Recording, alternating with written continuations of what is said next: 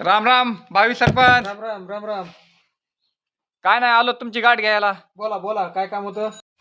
आता आता येणाऱ्या काळामध्ये आपल्या ग्रामपंचायतीची निवडणूक होय. त्या निवडणुकीमध्ये तुम्हाला बिनविरोध सरपंच म्हणून आपल्याला निवड करायची. पण आमच्या गावची एक अट आहे. कोणती अट आहे तुमची? ती अट म्हणजे आमच्या गावाला एक मंदिरासाठी तुम्हाला कमीत कमी 25 लाख द्यावा लागतील.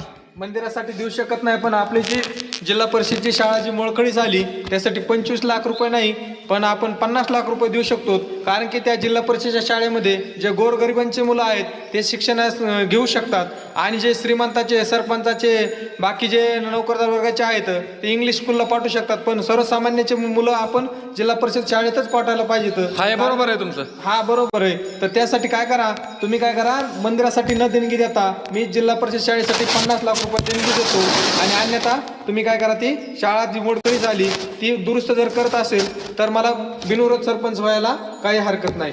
जय हिंद, जय महाराष्ट्र. धन्यवाद भावी सरपंच.